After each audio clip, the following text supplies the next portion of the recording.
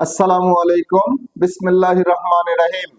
শ্রম আইন নিয়ে আলোচনা করার জন্য আরো একটি পর্ব নিয়ে আপনাদের মাঝে উপস্থিত হলাম। আমি হুসাইন আহমেদ আকাশ, সাধারণ সম্পাদক, বাংলাদেশ প্রগতিশীল নির্মাণ শ্রমিক ফেডারেশন।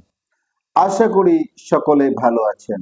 দেশ ও প্রবাসে সকল সেক্টরের সকল শ্রমিকদেরকে জানাই সংগ্রামী শুভেচ্ছা ও আন্তরিক অভিনন্দন। সংগ্রামী সাথী ও বন্ধুগণ, আজ আমরা আলোচনা করব শ্রম আইনের ধারা 265 ও 66 নিয়ে। ধারা 265, চা বাগান শ্রমিক ভবিষ্যৎ তহবিল। চা বাগান শ্রমিক ভবিষ্যৎ তহবিল নামে একটি ভবিষ্যৎ তহবিল স্থাপিত হইবে।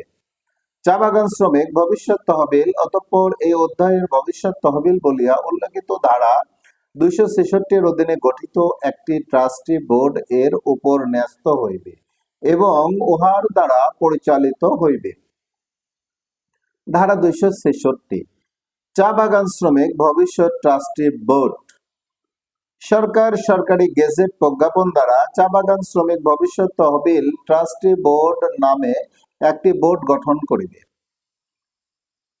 নিম্নরূপ সদস্য সমন্বয়ে ট্রাস্টি বোর্ড গঠিত হইবে, যথা চেয়ারম্যান, মালিকগণের প্রতিনিধিত্বকারী 3 জন সদস্য, চা শ্রমিকগণের প্রতিনিধিত্বকারী 3 জন সদস্য, চা শিল্পের সহিত সংশ্লিষ্ট নহে এইরূপ 2 জন সদস্য।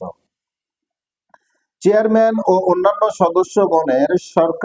সদস্যগণ সরকার কর্তৃক নিযুক্ত হইবেন, তবে শর্ত থাকে যে সদস্যগণ সরকার কর্তৃক এতদস্যে স্বীকৃত মালিকগণ ও ক্ষেত্রমতে শ্রমিকগণের সংগঠনের সহিত আলোচনা ক্রমে নিযুক্ত হইবেন।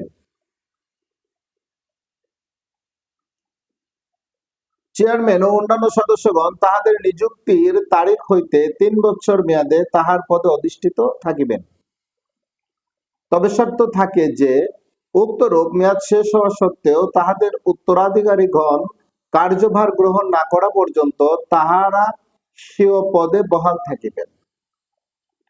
চেয়ারম্যান ও অন্যান্য সদস্যগণ এই অধ্যায় অথবা বিধি দ্বারা অর্পিত দায়িত্ব পালন করিবেন।